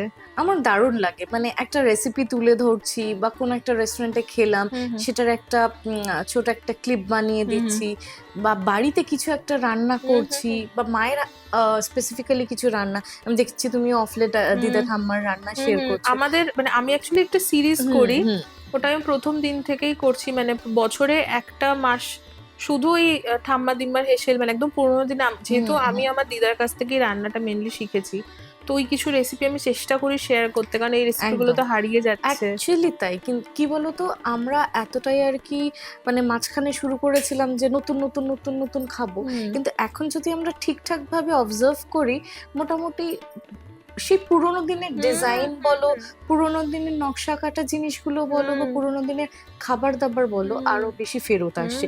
আমরা কি কখনো ভেবেছিলাম পান্তা ভাত যেটা নর্মালি আমরা খাই সেটা কখনো মানে ওয়ার্ল্ড ওয়াইডে দেখানো হবে with saying that fermented rice served with this condiments? আমরা পাতি বাংলা ভাষায় পান্তা ভাত, তার সাথে এই পেঁয়াজ, এই আলু ভাজা, এই জিনিসগুলো। আচ্ছা তুমি যেহেতু সোশ্যাল মিডিয়াতে এখন একটু আধটু কাজ করছো, আই রিয়েলি উইশ যে তুমি আরো ভালো করে কাজ করো, আমরা আরো সুন্দর সুন্দর ভিডিও দেখি। তো সোশ্যাল মিডিয়া নিয়ে লোকের আজকাল প্রচুর ধরনের একটা ব্যাপার আছে, ভালো খারাপ নোংরা, খুব ভালো, এটা শিখছি ওটা জানছি। কেউ বলছে সোশ্যাল মিডিয়ার জন্য সব নষ্ট হয়ে যাচ্ছে। মানে তুমি যেহেতু একজন মন নিয়েও কাজ করছো, সাইকোলজিস্ট, সব দিক থেকে তোমার কি মনে হয় সোশ্যাল মিডিয়ার ইম্প্যাক্ট আমাদের লাইফে এখন কিরকম হয়ে দাঁড়িয়েছে? ভালো খারাপ দুটো দিকই যদি বলো। দেখো সোশ্যাল মিডিয়া থেকে যেরকম অনেক কিছু শেখাও যাচ্ছে আমাদের জীবনে, সেই জায়গাতে সোশ্যাল মিডিয়াটাকে অনেকে খুব বাজেভাবে আর কি ইউজ করছে। অনেকে কিছু বাজে ভিডিওস পোস্ট করছে, বা আমি আন্ডার এজড মানে 18 বছরের নিচে কিছু বাচ্চাদের দেখছি যে তারা নিজের ট্যালেন্টটা কিন্তু তুলে ধরছে না, সেই জায়গায় কোনো একটা লিপসিঙ্ক করে সেটা একটা বড়দের মতো ভাব করে, বা সেখানে একটা বাজে ভাষা ইউজ করে সেগুলো আপলোড করছে। তাই সে আপলোড করছে মানে নিশ্চয়ই সে তো একা জিনিসটা হ্যান্ডেল করছে না, তো তার বাড়ির লোকও নিশ্চয়ই দেখছে, সেটাকে এখনো মানা করা হচ্ছে না। তার মানে আমি ছোটবেলা থেকে সেই প্রশ্রয়টা দিয়ে দিচ্ছি যে তুমি এটা করছো ঠিক আছে কোনো ব্যাপার না, কিন্তু আমার মনে হয় যে প্রত্যেকটা জিনিসের একটা বয়স হয়, যে আমি এই বয়সে এই জিনিসটা করব বা দেখবো বা শিখবো। এটা যারা খুব আর্লি এজে করছে, বা মানে অনেকেই আছে দেখেছি নিজের ফ্রাস্ট্রেশনটা মানে বাড়িতে ফ্রাস্ট্রেটেড আছে কিছু না কিছু নিয়ে, বা অফিসের কোনো ঘটনা নিয়ে নিজে বিরক্ত হয়ে রয়েছে, তারা একটা ভালো কোনো ভ্লগ দেখে ওখানে উল্টো পাল্টা কমেন্ট করে দিল। মানে এটাও একটা কিন্তু মানে ইগোকে মানসিক স্যাটিসফাই ব্যাপার। করা, যে চলো আমি কিছু তো একটা ভাবে বের করছি ইনফ্যাক্ট নিজেকে। এই যে আমরা আগে যেটা করতাম সেটা হচ্ছে যে ছোটবেলা থেকে যখন বড় হচ্ছি রাস্তাঘাটে বেরোচ্ছি, পাড়ার কাকিমা জেঠিমা হুম, বন্ধু বান্ধবের মা বাবা বা আননোন লোক বডি শেমিং করছে, ছেলে মেয়ে নির্বিশেষে হুম, আমি হুম, বলছি, হুম, শুধু মেয়েদের কথা আমি কিন্তু এখানে বলছি না। কেউ কালো, কেউ ফর্সা, কেউ রোগা, কেউ মোটা, কেউ বেঁটে, হুম, কেউ লম্বা, সব ধরনের। এটা আগে ছোটবেলায় আমরা দেখেছি, এখন তো সোশ্যাল মিডিয়াতে হয়ে গেছে। হুম, তুমি দেখবে আমরা কিন্তু খুব কনসিয়াস, আমরা যদি একটা ছবি দিই তার আগে আমি আমি তো অন্তত 100 বার ভাবি যে এই ছবিটাকে আমি দেবো, আমার কি কোনো জায়গায় দেখে মনে হচ্ছে যে আমার খারাপ লাগছে, বা আমরা যে এত ভাবছি কারণ আমরা ভাবছি আমরা একটা ছবি পোস্ট করলাম, লোকে যদি উল্টোপাল্টা কমেন্ট করে সেটাও হুম, আমাদের হুম, এফেক্ট করছে। লোকজন তো এখন পাড়া প্রতিবেশী না, মানে সোশ্যাল মিডিয়াতে বসেই লোকজনকে বিভিন্ন ভাবে অ্যাটাক করছে। কারেক্ট। সেইটাও তো একটা খুব ডেঞ্জারাস ব্যাপার। হ্যাঁ, তো তোমার কথাটাই বলি যে দেখো, মানে এখানে দুটো ক্যাটাগরির মানুষ আছে। একটা ক্যাটাগরির মানুষ যে তুমি বা আরো কিছু জন যারা হয়তো ভাবছে আমি একটা পোস্ট করার আগে আমি কি পোস্ট করছি, কিরকম ভাবে পোস্টটা করছি, আমার পোস্টটা কত লোকে কিভাবে নেবে। আর একটা কমিউনিটি বা আর একটা দল আছে যারা পোস্ট করার দরকার পোস্ট করছে, তারা নেগেটিভ কমেন্টটাকেও আর কি একটা অ্যাড অন প্লাস পয়েন্ট হিসাবে নিচ্ছে, যে আমার নেগেটিভ কমেন্ট 4টে এলো আমার কিন্তু রিচটা বাড়ছে। এই রিচ বাড়ানোর জন্যে বা নানা রকম সোশ্যাল প্ল্যাটফর্ম থেকে একটা কিছু উপার্জন করার জন্যে মানুষ কিন্তু আজকের দিনে দাঁড়িয়ে অনেক কিছুই আর কি বলছে বা দেখাচ্ছে, যেটা আমার মনে হয় না জানা দরকার। কিন্তু হ্যাঁ, এটাও অ্যাপ্রিসিয়েট করব যারা অনেক কিছু জানাচ্ছে যেটা অ্যাকচুয়ালি আমাদের ভবিষ্যতে কাজে লাগবে বা জানার দরকার। যেরকম অনেকেই মানে মা কাকিমাদের দেখছি, বা এই একটু এজড আঙ্কেলদের দেখছি, তারা নানা রকম রান্না তুলে ধরছে, কেউ নিজেদের ভালো গায়িকা তুলে ধরছে, কেউ হাতের কাজ কিছু তুলে ধরছে। এইগুলো দিয়ে কিন্তু সত্যিই শেখা যায়। কিন্তু যারা অ্যাকচুয়ালি জিনিসটাকে একদম বাজে রকম ভাবে মানে সোশ্যালাইজ করছে জিনিসগুলোকে, আমার মনে হয় যে সেগুলো সেই প্ল্যাটফর্ম গুলো আর কি রিচেক করে সেগুলো হয়তো রিপোর্ট করা দরকার। কেননা দেখো, ডেফিনেটলি একটা তো ইম্প্যাক্ট ফেলবেই, আর বয়সটা তো ডেফিনেটলি ম্যাটার করে। যে এখন আমি দেখছি যে সবার হাতেই ফোন, আর সবার হাতে ফোন মানে তারা দেখছে যে আমি ইউটিউব দেখছি বা তোমার নানান রকম সোশ্যাল প্ল্যাটফর্ম দেখছি, সেখানে কি না কি আমি দেখছি যে এই একটা গান হচ্ছে বা নানান রকম রিলস হচ্ছে, কিন্তু সেই রিলটা কি ওই বয়সে ওর দেখাটা খুব জরুরি? তা সেখানে বাবা মা কেন বলছে না? আমি রিসেন্টলি আবার এটাও দেখলাম যে একটা চোখের ডক্টরের কাছে গেছিলাম, তো সেখানে একটা 2 বছরের বাচ্চা হবে, সে কিন্তু কাঁদছেও না কিছু না, একটু ইরিটেটেড হয়ে রয়েছে আর কি। তো সেখানে মা কি বললো, না তুই ফোনটা দেখ। সে কিন্তু কোনো কাঁদছেও না, ইরিটেটেডও হচ্ছে না, কিন্তু তাকে ফোনটা দিয়ে দেওয়া হলো একটা কার্টুন চালিয়ে। কিন্তু কেন? আমাদের ছোটবেলাটা তো এরকম করে কাটেনি।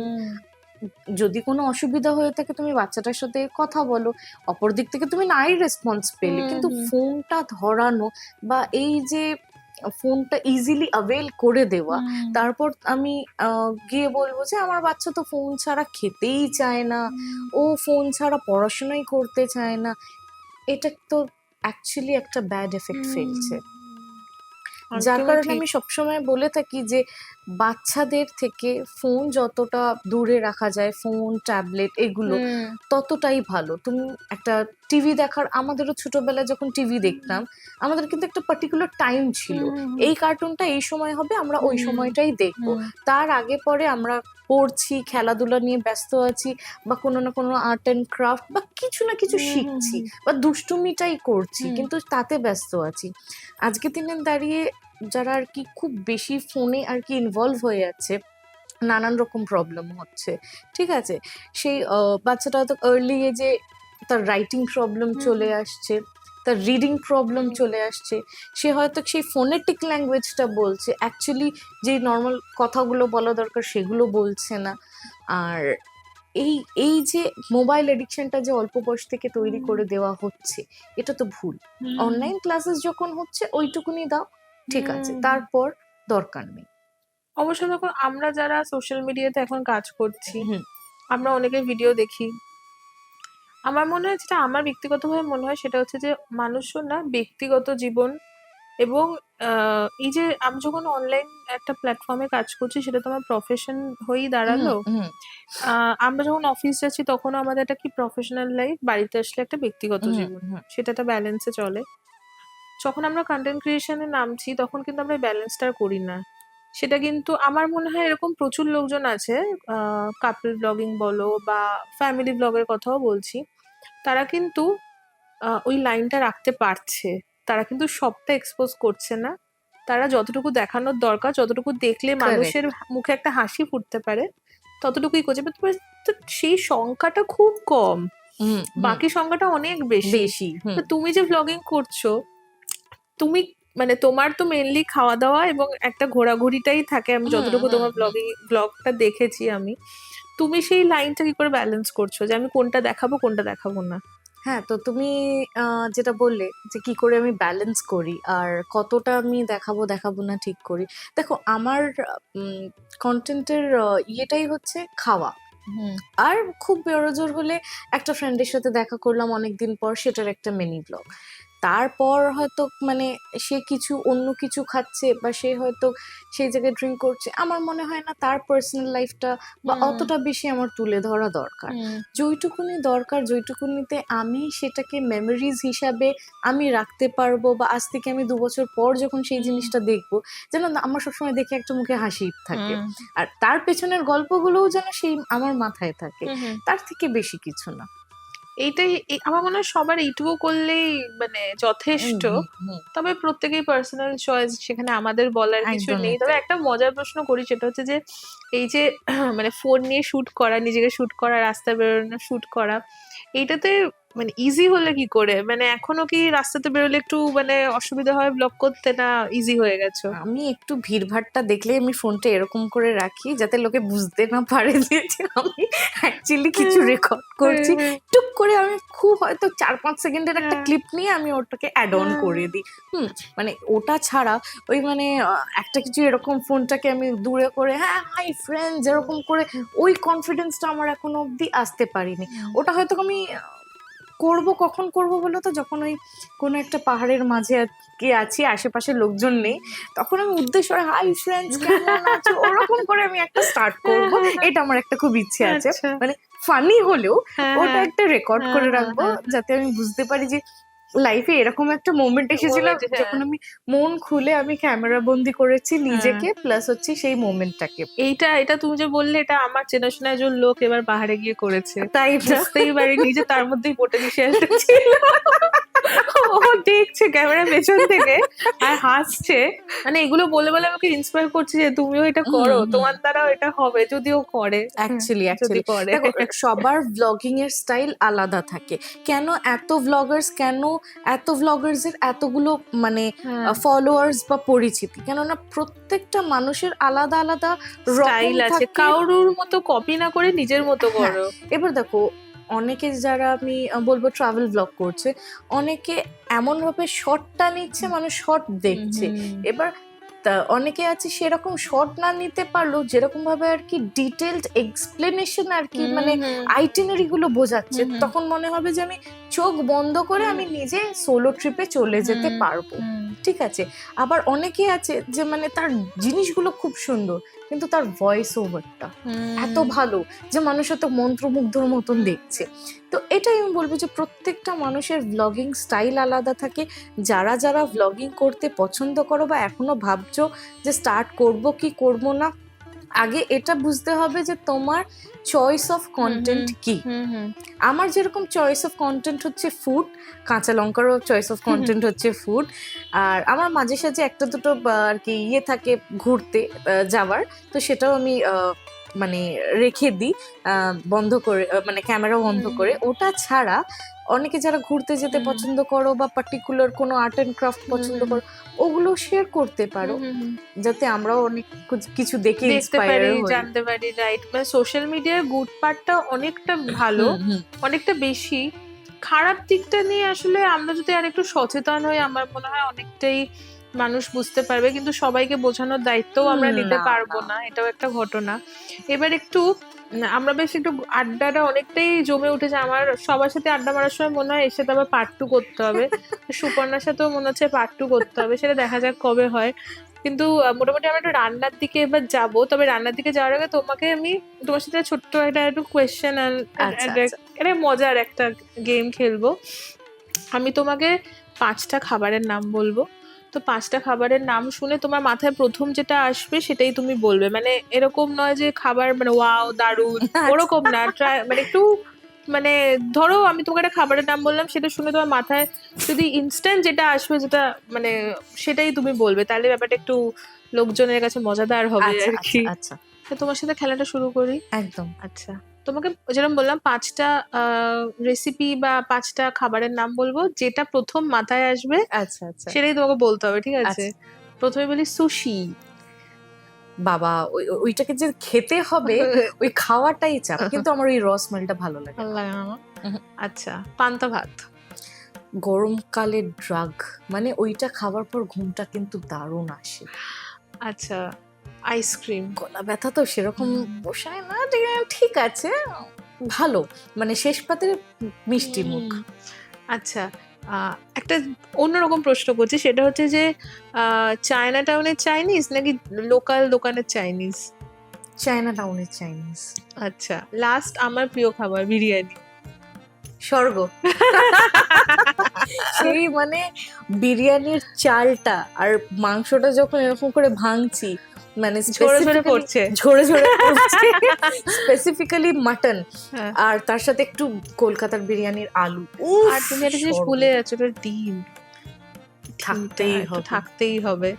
ব্যাস। আর আমার কিন্তু স্যালাড লাগে, রায়তাটা আমি খুব একটা পেঁয়াজ, হ্যাঁ, একটু কাঁচা লঙ্কা, হ্যাঁ, এইটা তো এইটা লাগবে। আমার মনে হচ্ছে বিরিয়ানি অর্ডার করতে হবে। হ্যাঁ, যাই হোক। সেই হ্যাঁ। আচ্ছা, এবার তুমি বলো তুমি কি রান্না করবে আজকে? আজকের বানাবো ডিম পোস্ত। বাহ, ভেরি গুড। আর এই ডিম পোস্তটা নিয়ে আমার অ্যাকচুয়ালি খুব সুন্দর একটা হ্যাঁ, মেমোরিজ আছে, হ্যাঁ, আমি বলো। ছোট্ট করে হ্যাঁ, শেয়ার হ্যাঁ, করব। সেটা হচ্ছে, এইটা হচ্ছে আমার ফার্স্ট আর কি মায়ের শেখানোর রেসিপি, যেটা আমি আর কি রান্না করেছিলাম। আমার স্কুলে হোম সায়েন্স ছিল 11-12-এ, তো 11-এ আমি এটা রান্না করেছিলাম প্র্যাকটিক্যাল এক্সামে। ডিম পোস্তটা বানিয়েছিলাম, খারাপ হয়নি খেতে, মানে স্কুলে গিয়েই বানিয়েছিলাম স্কুলের কিচেনে। শুধু নুনটা একটু না মানে ময়েশ্চার ঢুকে গেছিল বলে তোমার একটু ভিজে ভিজে গেছিল, তা অতটা আমি বুঝতে পারিনি, নুনটা একটু কম হয়েছিল, টেস্ট ওয়াইজ না খারাপ হয়নি। তা ওইটা আমার আজীবন একটা মনে থেকে যাবে যে আমার ফার্স্ট রান্না করা বাহ, ছিল হচ্ছে ডিম পোস্ত। তাহলে তো মানে দারুণ ব্যাপার যে তুমি কাঁচা লঙ্কাতে সেই মেমোরিটা অ্যাটলিস্ট একদম। শেয়ার করছো, এটা আমাদের জন্য খুব দারুণ একটা ব্যাপার। তাহলে মোটামুটি আমরা একটু রান্নাঘরে যাই আর একদম। দেখি ডিম পোস্ত বানানোর জন্য কি কি ইনগ্রেডিয়েন্ট লাগছে। ডিম পোস্ত কিন্তু অনেক রকম ভাবেই বানানো যায়, Correct, আজকে correct. তোমার মায়ের মতো বা তোমাদের বাড়ির মতো ডিম পোস্তটা আমরা শিখবো। একদম একদম। আমরা কাঁচা লঙ্কা রান্নাঘরে এসে গেছি, তুমি ডিম পোস্ত বানাবে তাই তো? হ্যাঁ, হ্যাঁ। আমি ইনগ্রেডিয়েন্ট তো মোটামুটি সব দেখতে পাচ্ছি, তাও তুমি একটু দর্শকদের যদি বলে দাও কি কি লাগছে। 6টা ডিম রয়েছে, সেদ্ধ করা ডিম আছে। সেদ্ধ করা ডিম, আর পেঁয়াজ কুচি রয়েছে, এখানে পেঁয়াজ বাটা রয়েছে, আদা বাটা, রসুন বাটা, একটা ছোট টমেটো স্লাইস বা চপ করা রয়েছে, এখানে পোস্ত বাটা যেটা মেন ইনগ্রেডিয়েন্ট, সর্ষের তেল তো আছেই, এখানে কাঁচা লঙ্কা বাটা আছে, নুন চিনি স্বাদ মতন, এখানে হচ্ছে লাল লঙ্কার গুঁড়ো, এটা ধনের গুঁড়ো, ওটা জিরের গুঁড়ো, আর কাঁচা লঙ্কা, আর নুনটা তো হ্যাঁ, মোটামুটি এগুলো তো আমাদের বাড়িতে হ্যাঁ। থাকেই। তো মানে রান্নার প্রথম স্টেপটা কি? আগে ডিমগুলোকে একটু নুন দিয়ে আমি ভেজে নেব। আচ্ছা, ওকে। ডিমটাকে আগে একটু স্লিট করে নেব, ছিঁড়ে নিচ্ছি যাতে হ্যাঁ যাতে মশলাগুলো ঢোকে। হ্যাঁ এখানেই রাখবো। হ্যাঁ হ্যাঁ। বাড়িতে ডিম মোটামুটি কবার হয়? ডিম তো মোটামুটি যখনই হয় অনেকটা অ্যামাউন্টে হয়। ডিম খেতে কার না ভালো লাগে বলো? স্পেসিফিক্যালি আমার মায়ের একটু আছে যে ডিম হলে দুটো করে না খেলে হয়। হয়, সেই তো। আগেকার দিনের মানুষজন, আর আমি তো এখন বকতেই ব্যস্ত থাকি যে না না এরকম করতে নেই। হাঁসের ডিম খেতে ভালোবাসো? হ্যাঁ, আর আমার আরেকটা জিনিসও ভালো লাগে, জোড়া কুসুমের ডিম। চোরা কুসুমের ডিম রাইট। অনেকে খেতে চায় না, হ্যাঁ আমারও যদিও দারুণ লাগে। আমার কিন্তু বেশ ভালো লাগে। তুমি ভালো মনে করালে, বহুদিন খাওয়া হয়নি। হ্যাঁ, আর এগুলো কিন্তু তোমার দেখবে নর্থ কলকাতার দিকে একটু বেশি হ্যাঁ, চল হ্যাঁ, আছে। হ্যাঁ, একদম তাই। মানে তুমি ঘুগনির দোকানে হ্যাঁ, দেখবে হ্যাঁ। বেশ সেদ্ধ পাওয়া যায়, ভালো লাগে। ঘুগনি খেতেও কি ভালো লাগে। মানে আমি তো বারবার বলি যে আমিও না আবার বাঙালি হয়ে জন্মাতে একদম পারি। তাই। চিংড়ি মাছের মালাইকারি, তারপরে পাঁঠার তুমি মাংস। এইগুলো না খেলে কি আর হয়? ডিমের মধ্যে একটু জাস্ট নুন মাখিয়ে দেবো। জাস্ট একটু নুন। এই রান্নাটাতে আমরা হলুদের ব্যবহার করছি না। করছি না, জাস্ট দেখো অনেকেই দিয়ে থাকে, কিন্তু হুম। আমার কোথাও না কোথাও মনে হয় আমারও যে তাই, পোস্তর পোস্তর একটা সাথে সাটল হলুদ। ফ্লেভার থাকে। তো সেটা দিয়ে আমার মনে হয় যাবে। এটাকে আমি একটুখানি জাস্ট লাইক দিস। বেশি আর হাত লাগালাম না আমরা, সেজে গুজে আছি আমরা। আচ্ছা, এরপর আমি প্যানে সর্ষের তেল দেবো, তাই তো? আমাকে সর্ষের তেলই রান্না সর্ষের করতে তেল দেবো। আর আমি তেলটা এখনই একটু বেশি দিয়ে দেবো, কারণ আমি লাস্টে কোনো আর তেল দেবো না। রাইট।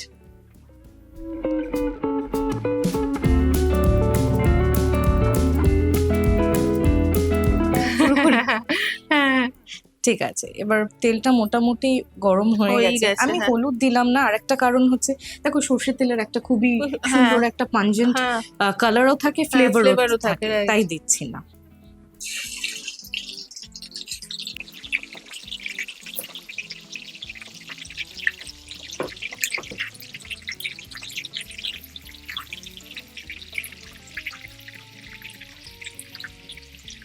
একদম হালকা করে ভেজে নেব।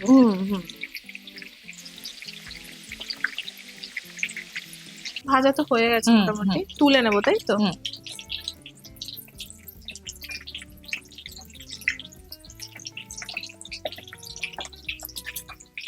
Shallow fry.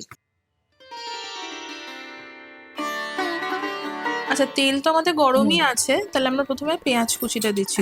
হ্যাঁ, আচ্ছা।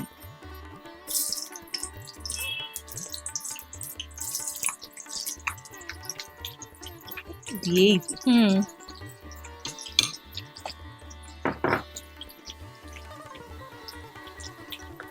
মোটামুটি এটা যতক্ষণ একটু লাল লাল হচ্ছে ততক্ষণ একটু ভেজে নেব, কেননা এই র স্মেলটা চলে যাবে। তারপর কেন আমি তার মধ্যে পেঁয়াজ বাটাটাও দেবো, যাতে গ্রেভিটা একটু ঠিক হয়। এরপর অল্প একটু পেঁয়াজ বাটা দেবো, তাই তো?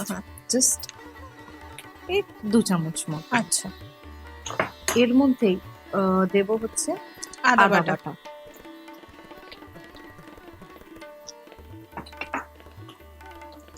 আমি কিন্তু একটু মাঝখানে নেড়ে নেব, ঠিক আছে?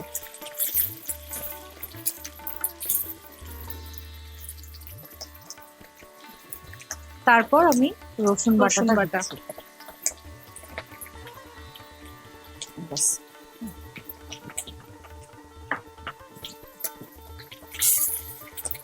এটাকে একটু কষিয়ে নেব। হ্যাঁ, একটু কষিয়ে নেব। আর তারপরেই এর মধ্যে গুঁড়ো মশলাগুলো দিয়ে দেব।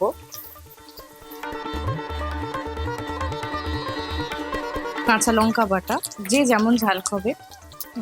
আমরা একটু ঝাল খাই বাড়িতে সবাই, তাহলে আমি কিন্তু এইটুকুনি দিচ্ছি। আমি জানি না লঙ্কাটা কতটা অ্যাকচুয়ালি ঝাল আছে, গাছের লঙ্কা। হ্যাঁ বাবা, খুব সুন্দর বাগান দেখলাম।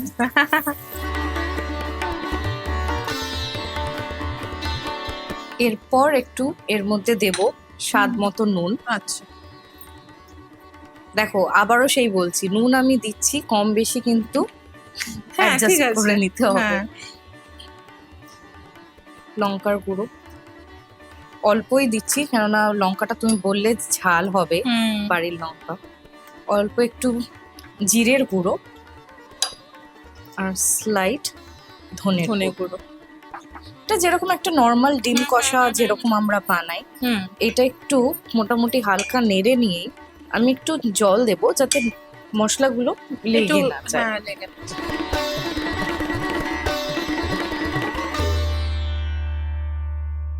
আমি ঠিক এইটুকুনি চিনি দিলাম, জাস্ট টেস্টটাকে ব্যালেন্স করার জন্য। না হলে এই ডিশে যায়। আর একটু পোস্তর সাথে চিনি খারাপ লাগে না।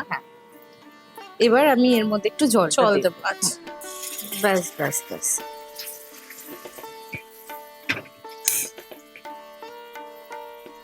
এবার আমরা এটাকে মশলাটাকে কুক হতে দেব যতক্ষণ না উপরে একটু তেল ভেসে আসছে। কাঁচা গন্ধটা চলে গেলেই তারপর বাকি রান্না করব। হ্যাঁ, আর এটা হতে হতে আমি তার মধ্যে কিন্তু মানে আরেকটু হয়ে গেলেই আমি একটু টমেটো কুচিটা দেব। ঠিক আছে। টমেটোটা পুরো একদম ম্যাশি হবে না, স্লাইট একটু একদম মুখে পড়বে। একদম হ্যাঁ হ্যাঁ, পুরো মাশি হয়ে যাবে না।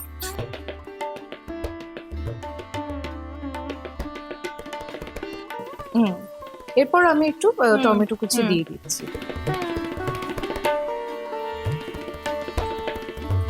জাস্ট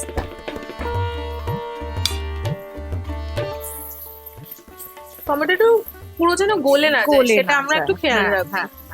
দেখো, এই রেসিপিটা অনেকে অনেক রকম ভাবেই করে। আমার এটাই আমার একটু পছন্দ। মা যদিও টমেটো সব ডিশে দেওয়া পছন্দ করে না, আমি তো দিলে একটু ভালোই লাগে। এটা মোটামুটি তেল ছেড়ে গেছে আর মশলাগুলো কুক হয়ে গেছে, সুন্দর একটা গন্ধ বেরিয়েছে। এবার দেব এই পোস্তটা, আর এই পোস্তটা পুরোটাই আমার লাগবে। আর বাটি ধোয়া জল, এটা তো আছে, এটা ম্যান্ডেটরি।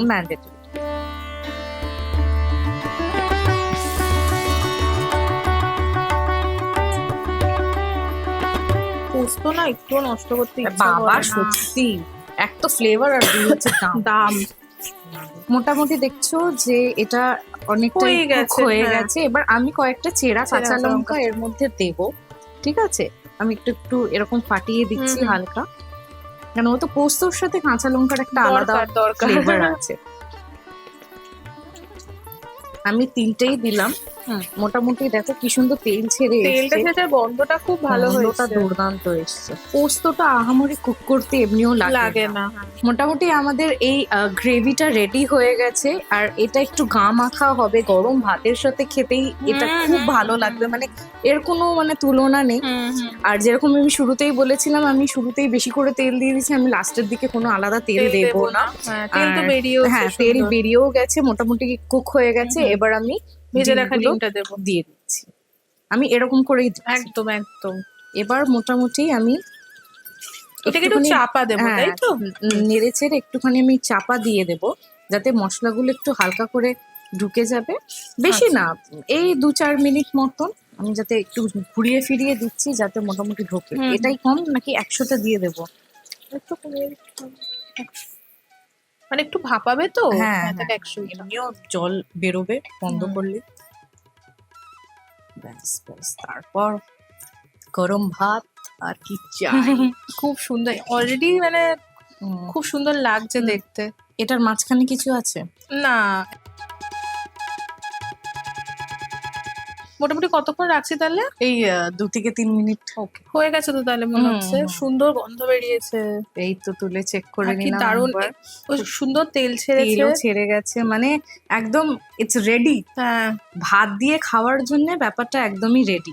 খুব সুন্দর। এবার এটাকে আমরা সার্ভ করে করব, নেব। তাই তো? আমাদের রান্না তাহলে কমপ্লিট। ঠিক হুম। আছে, সার্ভ করছি আমরা একদম গরম গরম ডিম পোস্ত। এটা মানে কাকিমার থেকেই শেখা খানিকটা তো, না তোমার রেসিপি? না না, এটা মায়ের থেকেই শেখা। আমি জাস্ট একটুখানি এদিক ওদিক আপডেট করেছি। দেখো, আমাদের মোটামুটি ডিম পোস্ত পুরোটাই রেডি লাগছে দেখে। দেখো, এর মধ্যে ধনেপাতা যায় না, জাস্ট ফর গার্নিশ একটা এরকম ভাবেই দিলাম, আর একটা কাঁচা লঙ্কা, ছেঁড়া কাঁচা লঙ্কা।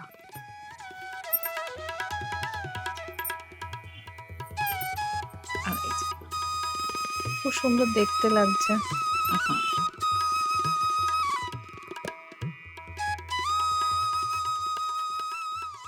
হয়ে গেছে আমাদের ডিম পোস্ত বানানো। এবার আমার প্রচন্ড যেটা ইচ্ছা করছে সেটা হচ্ছে খেয়ে দেখতে। অবশ্যই, যে কেমন হয়েছে। এত সুন্দর সাজিয়েছে ও, সেটাকে খারাপ করতেও আমার ইচ্ছা করছে না, কিন্তু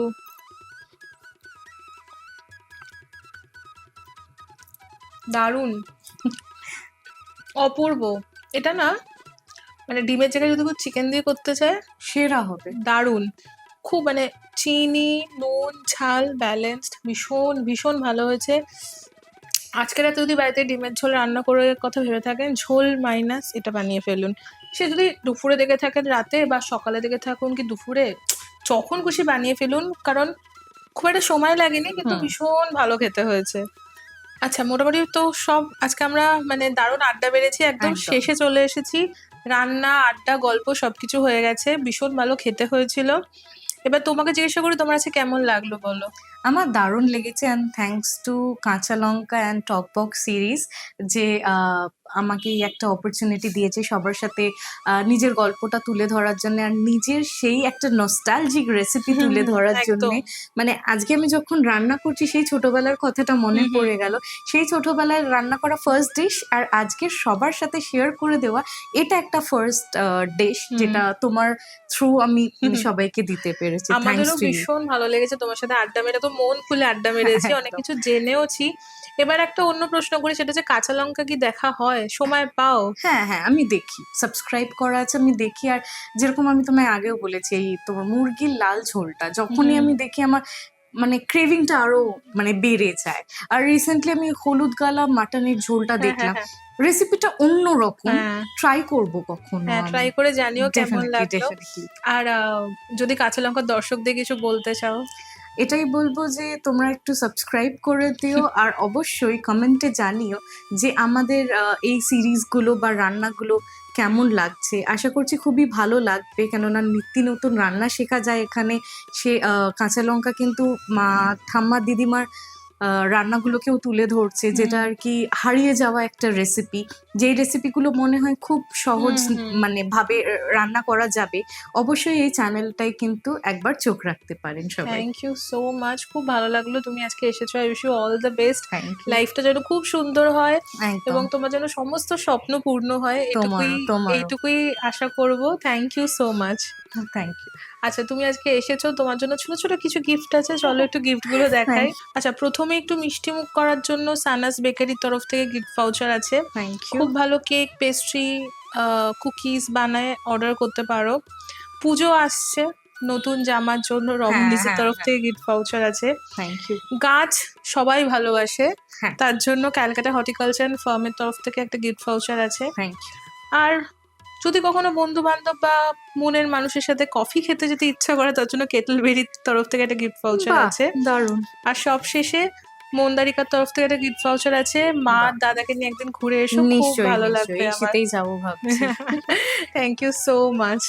Thank you to all our gift partners: Kettleberry, Mondarika Eco Resort and Nursery, Romani's, সানাস bakery, Calcutta horticulture and farm. সুপর্ণার সাথে আজকে একটা দারুণ সুন্দর সময় কাটালাম, আড্ডা মারলাম, কত কিছু জানলাম, শিখলাম। একটা দারুণ ডিমের রেসিপিও শিখেছি। আপনারা তো প্রত্যেকেই ডিম খেতে ভালোবাসেন, ডিম খেতে কে না ভালোবাসে, এই রেসিপিটা কিন্তু ডেফিনেটলি ট্রাই করবেন। আর আজকের এপিসোডটা আপনাদের কেমন লাগলো কমেন্ট সেকশনে কিন্তু অবশ্যই জানাবেন, আশা করি খুব ভালো লেগেছে। দেখা হবে আরও একটা সুন্দর এপিসোডের সাথে, ততক্ষণের জন্য প্রত্যেকে খুব ভালো থাকবেন, সুস্থ থাকবেন, আর কাঁচা লঙ্কাকে এভাবেই ভালোবাসেন, সাপোর্ট দিতে থাকবেন। See you soon and happy cooking.